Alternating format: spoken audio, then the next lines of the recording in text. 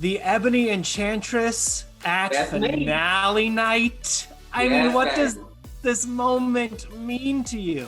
Oh my God, it means everything. I'm so happy to be here. I worked real hard to get here, and it just means everything. Like, come on. I made it to the top 4 of RuPaul's Drag Race. What? I'm good. You could be a little better, get a crown on that head. I mean, you're right about that. You're getting right. What would that step mean to you, to be crowned America's Next Drag Superstar? It would mean the work has been done. It means that my art, is received and it's worthy of carrying a crown. Like, it would mean everything to me. I grew up watching the show, so to be part of this legacy of queens who come through and change culture, I mean, what an honor. You know what I'm saying? So it would literally mean everything to me. Well, you're, crown or not, you're a part of the legacy now. Yes. Don't let the smooth taste fool you, baby. Since episode 1, episode 2, people were like, there's your winner. Crown her already. There she is. Does that put added pressure on you? Is it more motivation? How do you process that? It was a little bit of both. The motivation to, keep being at the level that I came in at and growing, but also the pressure of I didn't want to let anyone down, and I didn't want people to, think less of me in a way. But that was just me being like, no, you need to think less of yourself. That's really all that matters. At first it was a lot, but coming through now it's kind of like, oh, don't go back to where you was at them 2 times, sis. It's all good. You tell that inner saboteur, good day, goodbye. Good day, Miss Buckley. Good day.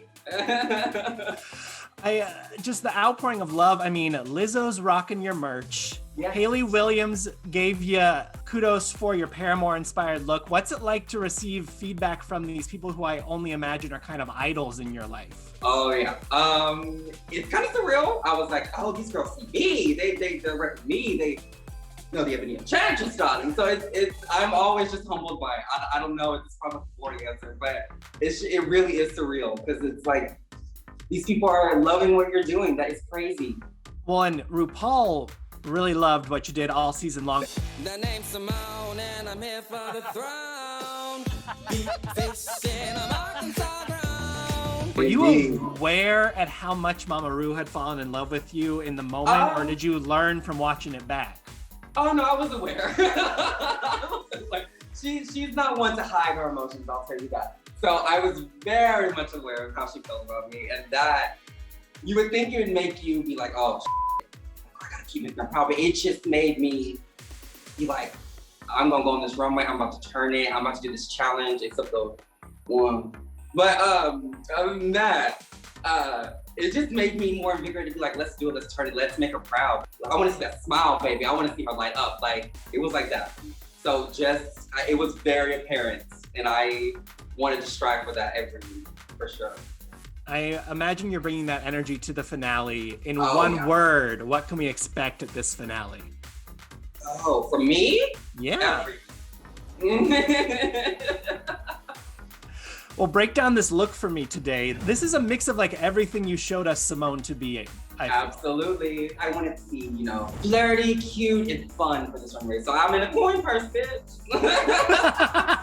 The lovely Moschino. Thank you, Jeremy. Shout out. And, just rocking and be the only coin on the runway, on the red carpet. It's the perfect dress for a gig in the future. Collect those tips you got. And put them right here, right here, where maybe, under there too. Anywhere they'll fit. Can you give me a factory for good measure? Oh, I got you. Victory. I own 51% of the flag factory. Were you aware that you went into this voice and did this character? Olivia called you out a little bit on it on the last She acting did. challenge. Listen, drag is about having fun, and it comes from, I was always told to speak a certain way, because, I'm in the South, we gotta move around. So when I'm in drag, I like to play with the English language a little bit. So it was very conscious choices I made. Well, lasting impression choices too. I mean, I think you're in the Drag Race lexicon history now for at least Factory and a number of other things. You got to bring messages to the runway too. Talk to me about those conscious choices you made to make sure every time you stepped out on that stage, you were showing something and saying something. You always want to have fun, but I did think about the runways as a way to communicate. You know, you're not really talking unless you're doing the voiceovers, but this is a way to show who you are. And so I was very conscious of that, and I wanted to have fun. I wanted to be myself, but I also wanted to say something. And those choices, I'm happy I made them. They were hard, but I think it's important, especially the times we're in. And I didn't just want to be a pretty thing on the runway. I mean, that's easy, you know? So I wanted to just say something and to show myself and to express myself through clothes. That's obviously what I like to do. So yeah, that was my mission, and I think I did a pretty good job. I think mission accomplished. Oh yeah. I want to talk about some of the highlights of the season, maybe some of the lowlights too. Get your take on some stuff. What was your favorite fashion moment from this season? It could be yours or anyone else's. Oh, they're definitely mine. I'm gonna do my do-rag. I always think of my do-rag. That reminds me of home. That's just right here for me. I love my they're all my babies. I love my fascinator, obviously, and I love the Beast Look was real fun. I don't think people were ready for that one. I don't even know if I was ready for that one, but I had a great time. I think you were ready for it. RuPaul wasn't ready for it. RuPaul was like, ready for it. Yeah. I've said it once and I'll say it again. Your best defense against financial ruin is a side ponytail. on the flip side of the highs, what was the fashion low for you this season? Worst look of season 13? My worst look. I don't think I could. My worst look could compare some of the other ones, but okay, a low for me. I have to say it was probably the yellow one. That one was the low for me, but I still love it. I stand by that look. I stand by it right now.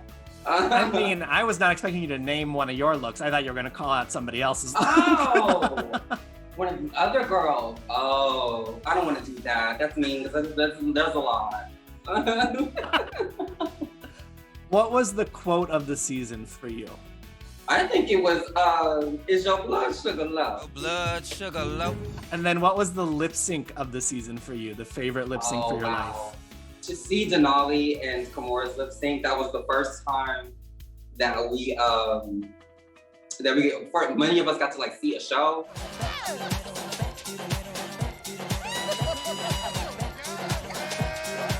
So like that was like the first one we had, all of us were together, and just like to see them go at it, that was crazy. It was so good. And then any RuPologies to make or regrets from the season? I don't regret nothing. I regret not one thing, and I ain't apologize for nothing. So that has been the consistent answer across the top four today, and I think it speaks to the family bond, sisterly bond of this season. Is like we didn't really have a villain. We had drama, but it wasn't like drama. Like it was an uplifting season. All of us are cool. Like it's just we came in to have a good time, and I think also just the times we were in, like it just there was no time for it, And of course we bickered, you saw that, but we love each other, we really do. And I don't regret anything, and I love everyone on the cast, so I'm good. Hopefully a crown appears on your head in the near future. I would love nothing more. If it does, if it doesn't, would you come back and do an All-Stars? Would I come back? Of course. Now, will they have me? That's the question. I don't know. Oh, I think the invitation's already out. I would like to see you and Gigi compete against each other. Oh, y'all want drama. That's what y'all want. Y'all trying to cause drama on the screen. Okay, I see you. That's all right. I want to see what that looks like. Does the House of Avalon stand after something like that? Oh, coming for us. Oh, I see it. Pride is coming up, and hopefully things will look a little more normal this year than they did last year. Right. How are you expecting to celebrate Pride, and what does Pride this year especially mean to you? Oh my God. I think hopefully, God willing, it's celebrating with the fans, I would love to experience the world. I've always wanted to travel, so to travel around the country and the world to experience different types of prides, people, that would be really nice. But Pride this year, I think it means a lot more to everybody. Because, we were kind of stripped of a year and some months of connection. And so I think it's made people be very much more conscious of how special that is and how specifically our community is special and how, you know, we love each other. So I think it's gonna be a good time. It's gonna be a wild time. I'm ready. And you can get out there and meet all the Drag Race viewers who have been crushing on you for months now. I know it. I'm excited to see it. I'm excited to see it. How do you receive that attention, like the out of drag attention? Oh God, I am a little bit more shy out of drag, so it's gonna be a little weird at first. I'm not gonna lie, but I welcome all of it. Checking if blood sugar's low, welcoming people to the factory, doing all the things. And making sure Deborah's there, ready to go. Oh, Deborah will be keeping everyone in line. Check. Oh, no, little Deb, no, we're scratching that, diva. It's Deborah now.